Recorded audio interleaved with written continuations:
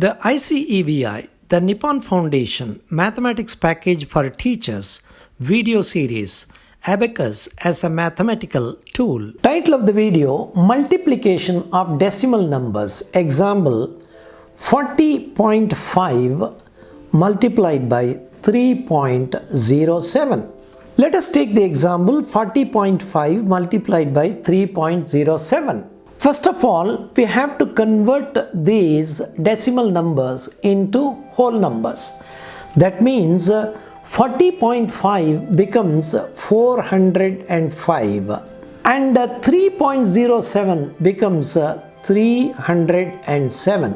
The multiplied value of the two decimal numbers will involve whole number and decimal parts. The number of digits in the decimal part will be 3, as the number 40.5 as one decimal point and the number 3.07 as two decimal points. Therefore, 3 decimal digits in the result should be earmarked for the decimal portion of the number. Let us now treat the two numbers as whole numbers and multiply 405 and 307. When the multipliers and multiplicants have the number 0, the setting of the result value normally becomes easy. But the treatment of 0 in the columns must be paid attention, as missing even one column on account of 0 may lead to faulty results. The procedures applied for multiplication remain the same except for the treatment of 0 when it is part of the multiplicand and or the multiplier. Let us set the number 405, which is the multiplier, in the extreme left of the abacus. The multiplier has 3 digits, so is the multiplicand, and we add one column for the abacus, and therefore we have to set the number 307, which is the multiplicand, from the 7th column of the abacus from its right side. That is, the number 3 should be set in the 1,000,000th column, 0 in the 100,000th column, and 7 in the 10,000th column. As usual, let us commence the multiplication of 7 with 405. 7 multiplied by 4 is 28, and therefore we set 2 in the thousands column and 8 in the hundreds column. Now we have to multiply 7 with 0 of the multiplier, which is 0. When 0 comes in the result, we simply move to the next column and set the number there.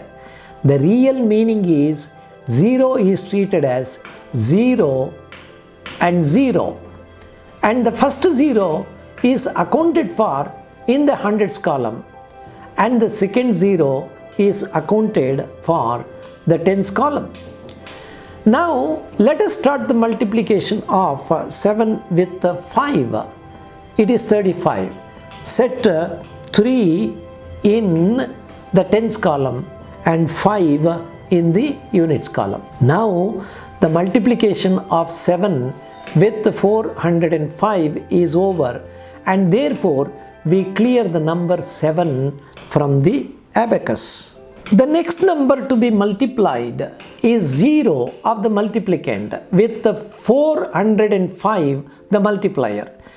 When such a situation comes, simply ignore that and move to the next number of the multiplicand.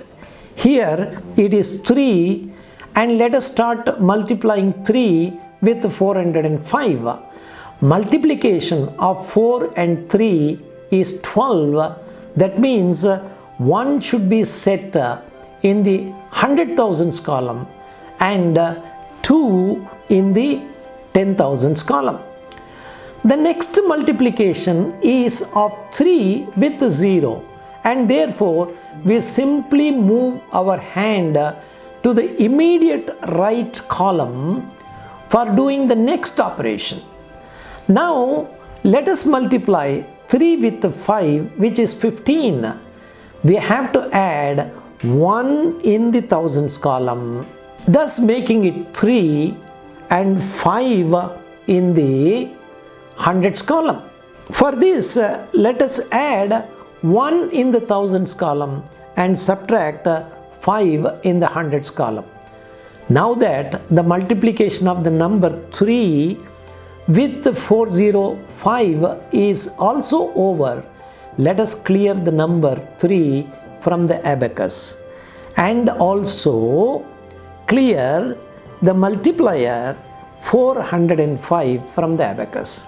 We can notice that though the result is a 6-digit number, the multiplication process is fairly easy, as 0 in the multiplicand simply helps us to move to the next column instead of involving in the multiplication process.